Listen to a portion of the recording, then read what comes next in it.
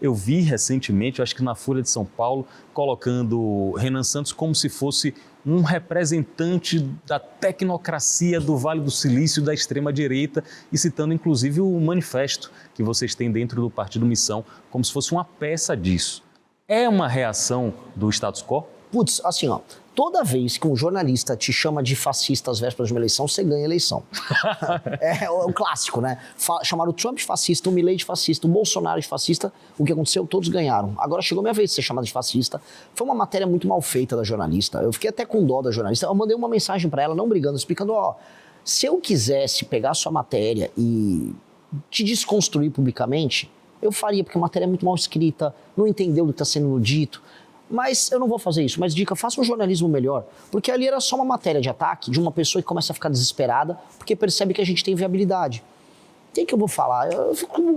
É um misto de dó, mas também de felicidade, porque aparentemente vai dar certo o nosso projeto. 42 anos de idade, pré-candidato à presidência, fundador do MBL e também do recém-criado Partido Missão. Renan Santos é nosso convidado aqui no Linha de Frente. Vamos pensar na possibilidade de você ser presidente da República e como organizar ou reorganizar o nosso país. Algumas questões estão estampadas aí na sociedade. Por exemplo, endividamento. O Desenrola, promovido pelo governo do Brasil, ajuda a diminuir o endividamento? Muito pelo contrário. O Desenrola fracassou, tanto que eles vão fazer o Desenrola 2.0. Ora, se você cria um programa de tirar a dívida das pessoas, e logo em seguida as pessoas se endividam novamente e você precisa fazer outro programa, apenas quer dizer que o programa ele gera um estímulo para quê? Para que a pessoa crie dívidas e não pague. E aí a pessoa que está sendo um bom pagador, não tem nada de bom para ela, só está pagando os juros mais altos do mundo. Porque quando você mistura o spread bancário, que é o gasto que o banco tem e o que ele te cobra, com os juros, pô, aqui no Brasil é uma tortura. Você mostra para os gringos e fala, não, é impossível, vocês estão mentindo. Quando você mostra o cheque especial que existe no Brasil, gringo nenhum acredita. Eles acham que é piada, eles acham que estão de brincadeira. Então, naturalmente, o Desenrola não funcionou e o Lula só está fazendo isso para comprar voto em período eleitoral. Como a gente resolve esse problema de vez? Não é com o Desenrola, que é mentira, é enganação.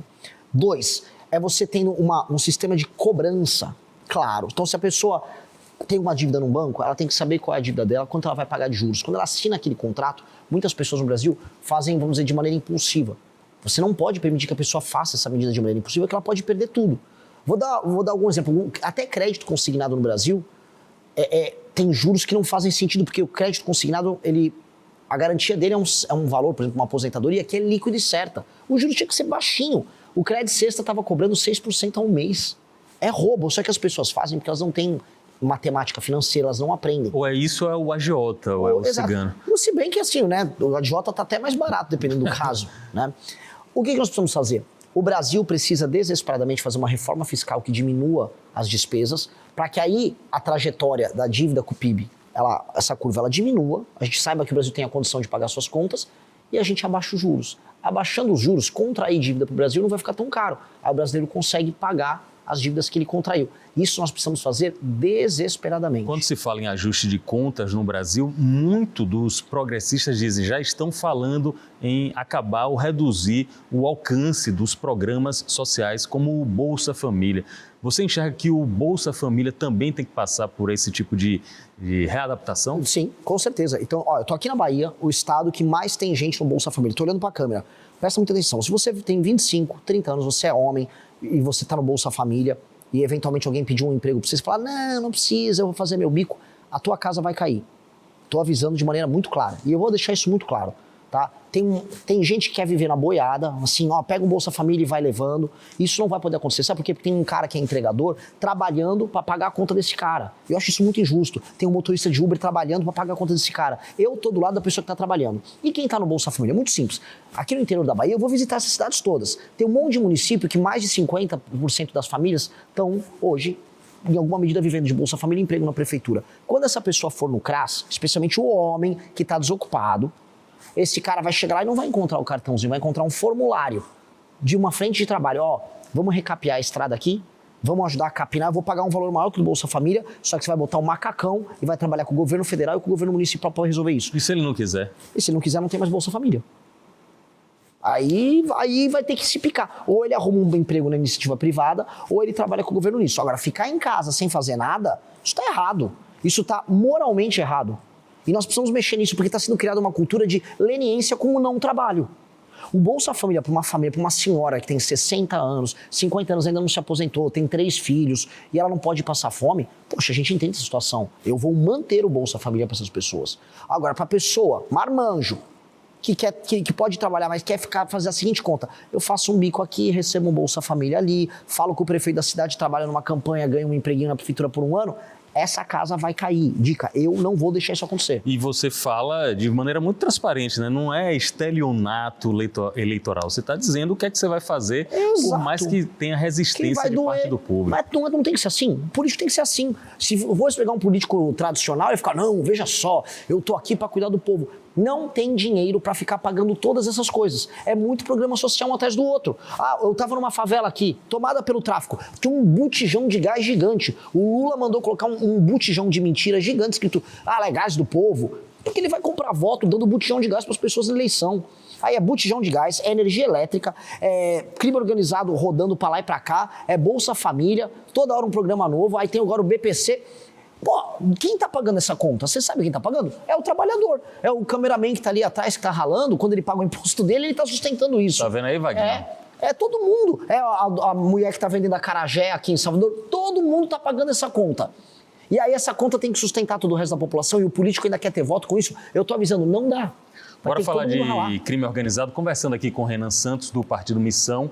Crime organizado e segurança pública é a pauta dessa eleição de 2026. Aliás, já vem sendo pauta em outros pleitos. Você é fã, como eu cheguei a ler em alguns colegas da imprensa, você é fã de Nayib Bukele? Muito. Por que você gosta do trabalho dele? Porque o Nayib Bukele vivia... Imagina o seguinte, você está num país como El Salvador, onde todo mundo acredita que as coisas nunca vão melhorar. Porque está tomado pelo crime organizado, muitas gangues, uma gangue matando a outra, país pobre, nenhuma perspectiva de investimento, país derrotado, Suprema Corte envolvida com o crime organizado. Parece muito um certo país aqui, né? Bem maior que El Salvador. A gente é uma versão grande daquilo. O cara chegou lá e ele falou, não, eu vou destruir o crime, todo mundo riu dele. Não, eu vou destruir o crime, todo mundo riu dele. Aí ele começou a destruir o crime, as pessoas ficaram, olha. Aí depois as pessoas, não, ele virou fascista. No fim, todo mundo hoje anda na rua, você pode pegar o seu celular em El Salvador e no meio da principal praça da avenida da cidade andar, ninguém vai roubar teu celular. As favelas, as comunidades foram todas, vamos dizer, libertas do crime e agora ele está reurbanizando as favelas. Ou seja, ele está fazendo o que um homem fez um dia num país chamado Singapura. Ele chama Lee Kuan Yew. O Lee Kuan Yew pegou a Singapura, um lugar que era uma favela pura, tinha esgoto a céu aberto, todo mundo era pobre. Ele transformou hoje Singapura num país em que as pessoas são mais ricas que os americanos. Todo mundo é rico, todo mundo vive bem, índices de educação maravilhosos. Eu quero fazer isso no Brasil, porque o Bukele seguiu o que o Lee Kuan Yew fez. Eu quero seguir o que os dois fizeram. O Bukele enfrenta da comunidade internacional a seguinte reação. Ele ataca os direitos humanos, ele não tem nenhum limite em fazer uma cadeia para 40 mil pessoas e colocar essas pessoas sem, segundo a comunidade internacional, o devido rito do processo penal, que é longo e muitas vezes é desesperançoso. Você acha que isso tem alguma substância, essa crítica? Não tem. Não tem porque, primeiro, outros países, inclusive de primeiro mundo, têm leis muito duras contra o crime organizado. Só que eles não querem que nós, na América do Sul, tenhamos leis duras contra o crime. Lá na França, vai puxar uma arma e sair apontando na cabeça dos outros para pegar um celular, igual acontece aqui. Não acontece. Pergunta, tem crime organizado tomou Paris? Igual Salvador aqui está tomado? Não está tomado. Tomou Marseille, tomou Lyon. Não, as cidades francesas não têm um crime organizado tomando elas. Tá tudo normal na França. Agora, se um francês chega aqui, eu falo, eu vou criar um direito especial em que os membros de facções não vão poder se defender e vou colocar eles na cadeia. Aí o francês, não, mon amour, não pode, não faça isso, com bandido. Vou fazer. Tem que ter ordem aqui. Gringo gosta de ver o Brasil como se fosse assim, um lugar para ele vir aqui fazer aquelas festas sexuais, né? Um lugar do surubão. Eles acham que o Brasil tem que ser engraçado, tem que ter a floresta. Não tem que ter nada disso. Nós temos que ser um país sério, respeitado pelo mundo e respeitando a própria população. Até porque quem tem o direito humano violado é o povo. Eu volta no carro, gravei um monte de vídeo em comunidades e favelas aqui em Salvador. O crime organizado é o dono de boa parte de Salvador. Ou seja, as pessoas têm os direitos humanos delas defendidos? Não. E aí eu vou defender direito humano de malandro? Não, eu vou eliminar os malandros. Ou prender por muito tempo. Se eles resistirem, a nossa polícia vai poder passar fogo neles com toda tranquilidade. Inclusive, dou minha palavra aqui, é o primeiro lugar que eu falo. A minha Advocacia Geral da União, da Presidência da República, ficará à disposição dos policiais militares na hora que eles cometerem, vamos dizer, na luta contra o crime. O chamado auto de resistência. Eles vão defender. Então, toda vez que o policial atirar e na autodefesa ou defendendo a sociedade, ele vai poder contar com a Advocacia Geral da União para atuar, de maneira bem clara. Por favor, não esqueça de se inscrever no canal e deixar o like no vídeo.